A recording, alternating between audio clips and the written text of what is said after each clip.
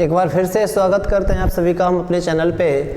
और आज बात करते हैं गॉस प्रमेय के एक अन्य उपयोग का। पिछले वीडियो में हमने बात किया था गॉस प्रमेय की सहायता से एक लंबे आवेशित तार के कारण विद्युत क्षेत्र की तीव्रता का व्यंजक। आज हम बात करते हैं गॉस प्रमेय की सहायता से खोखले गोले के कारण विद्युत क्षेत्र की तीव्रता कितनी होगी। Electric field intensity due to hollow sphere. तो हॉलो स्फीयर के कारण कितना इलेक्ट्रिक फील्ड इंटेंसिटी होगा, इसी को हम निकालेंगे वो गॉस थ्योरम की सहायता से। तो देखेंगे क्या करते हैं। सबसे पहले हम एक हॉलो स्फीयर ले लेते हैं। तो हॉलो स्फीयर ले लिए, ये स्फीयर बना दिए और इस स्फीयर पे हमें कुछ ना कुछ चार्ज दे देना है। तो हम चार्ज इस पे दे रहे हैं, ये हॉलो स्फीयर है तो इस पे हम पॉजिटिव चार्ज दे दिए +Q।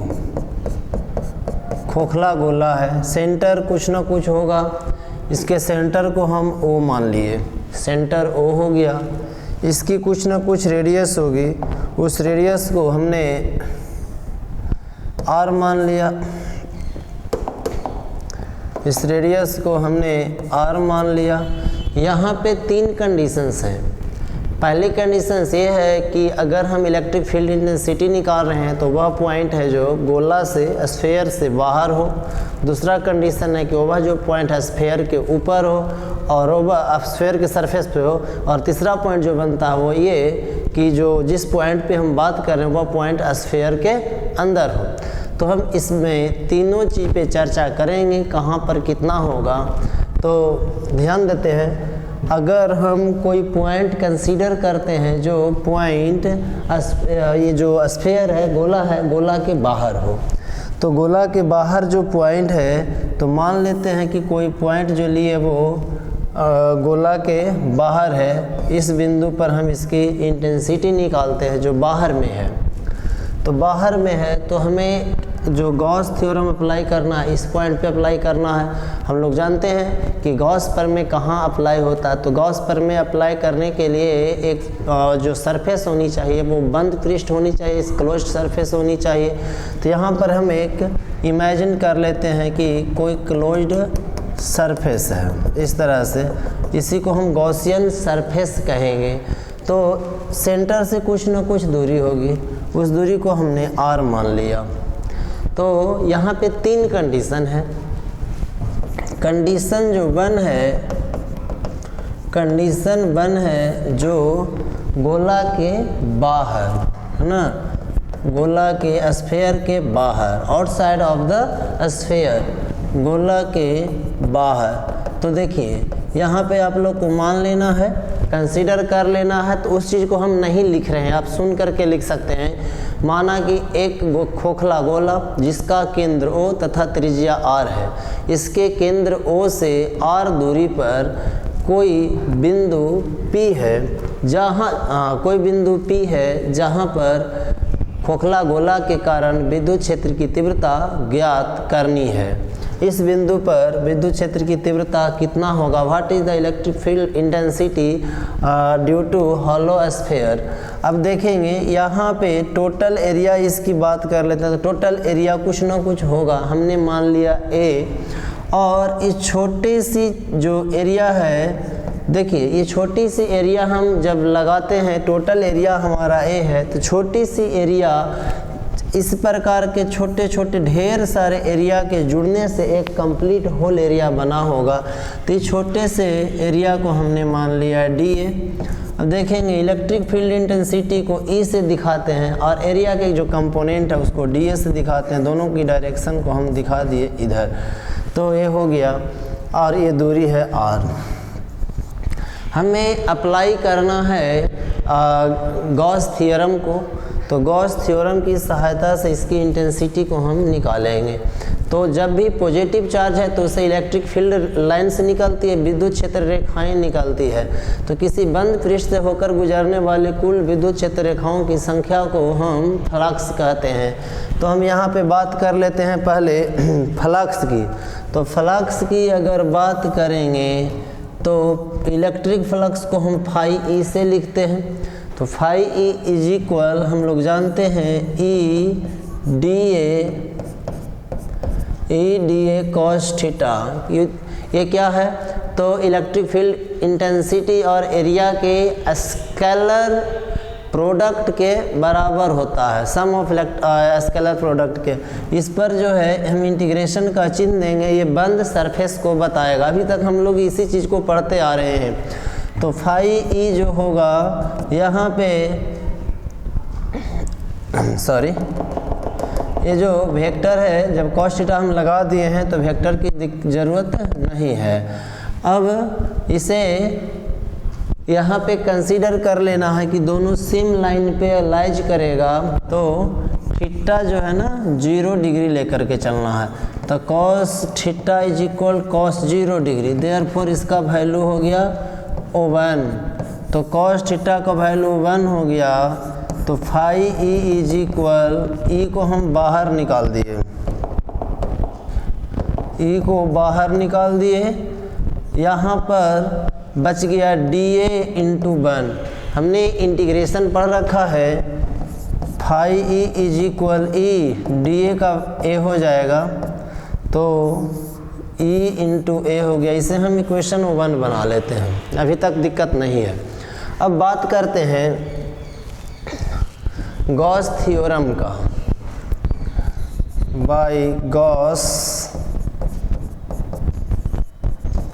थ्योरम, गॉस थ्योरम कहता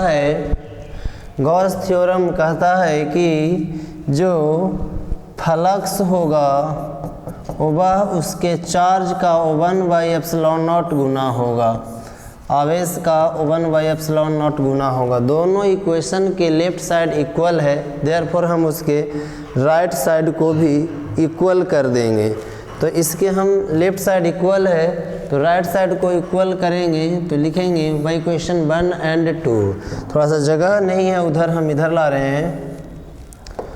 बाई इक्वेशन 1 एंड 2, तो इक्वेशन 1 और 2, 1 और 2 से तो क्या हो जाएगा, E into A is equal Q/ε0। हमको इंटेंसिटी चाहिए तो E को बाईं ओर रख लेंगे, 1/a हो जाएगा, क्योंकि ये मल्टीपल है उधर जाएगा तो डिवाइड हो जाएगा, इंटू Q/ε0। अब A जो है ना पूरा एरिया है जिसकी रेडियस r है, स्फीयर, तो देयरफॉर A इक्वल 4πr²। जब 4πr² हो जाएगा तो E is equal 1/4πr² into Q/ε0।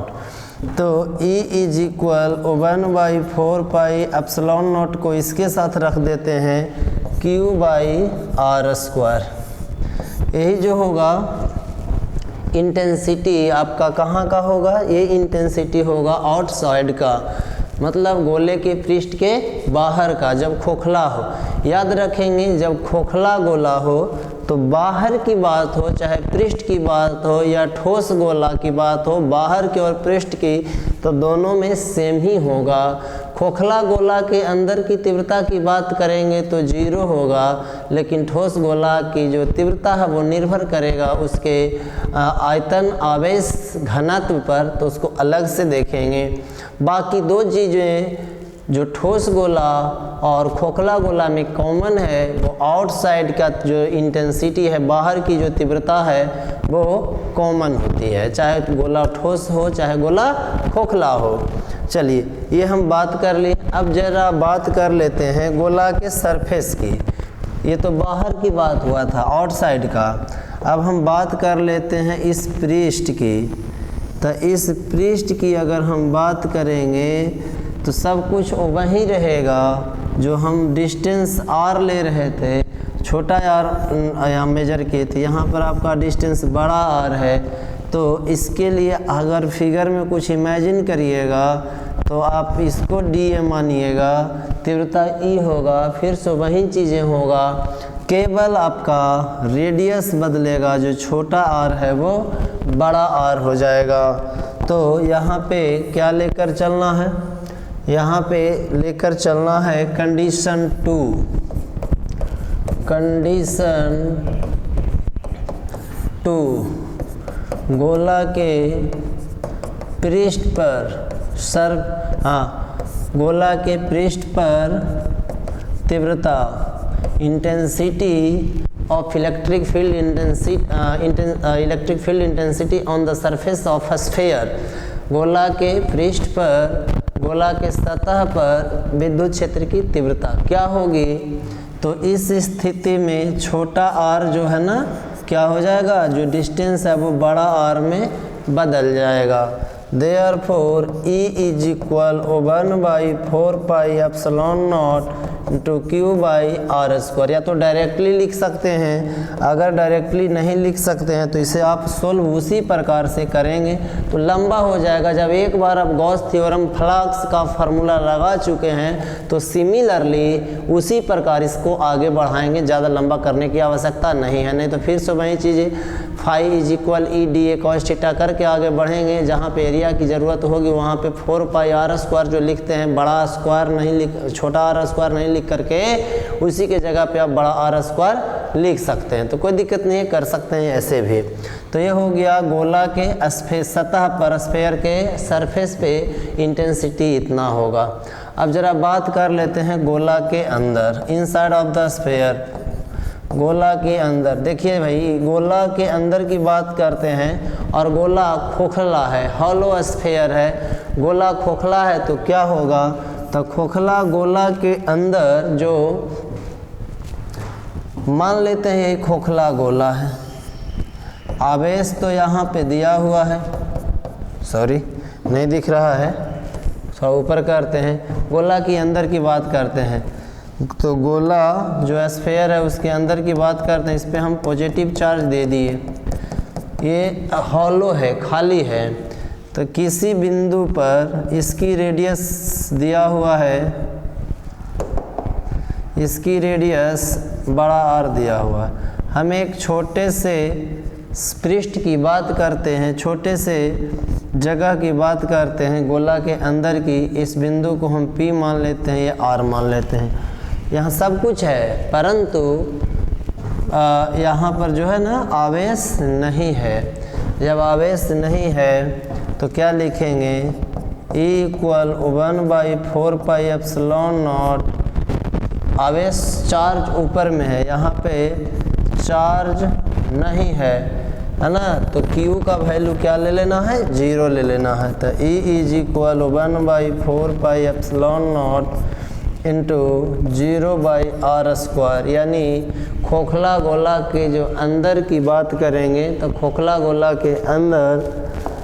गोला के अंदर इंटेंसिटी ऑफ इलेक्ट्रिक फील्ड, विद्युत क्षेत्र की तीव्रता जो है 0 होगी। तो खोखला गोला के अंदर की बात करेंगे तो तीव्रता 0 होगी। पृष्ठ की बात करेंगे तो तो 1/4πε0 Q/r² होगा। आउटसाइड ऑफ द स्फीयर की बात करेंगे तो जो भी दूरी होगा वो दूरी को स्क्वायर कर देना है, चार्ज ऊपर में ही रहेगा। तो एक चीज़ें तो कॉमन है। अब देखिए यही चीज़ें सेम दोहराई जाएगी किसके लिए, तो खोखला ये ठोस गोला के लिए भी यही चीज़ें दोहराई जाएगी।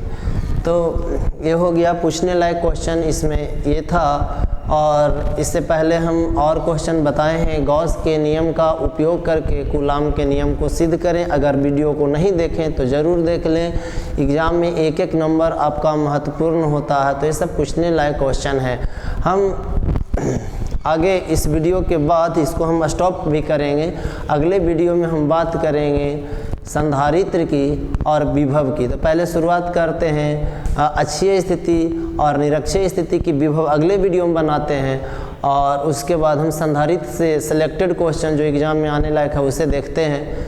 और आप लोग देखें, वीडियो देख करके जाएं, एग्ज़ाम देने जाएं तो एक बार रिवीजन ज़रूर करके जाएं। अंतिम रिवीजन वीडियो देख करके ज़रूर करें। तो ये जो अभी 12 में पढ़ रहे हैं उनके लिए तो है ही है, लेकिन जो इस बार एग्ज़ाम बोर्ड का एग्ज़ाम देने वाले हैं खासकर उनके लिए भी महत्वपूर्ण है। और जब हमारे वीडियो पर आएँ तो वीडियो को पूरा देखें, तभी आप कुछ सीख सकते हैं। तो फिर मिलते हैं अगले वीडियो में, तब तक के लिए जय हिंद।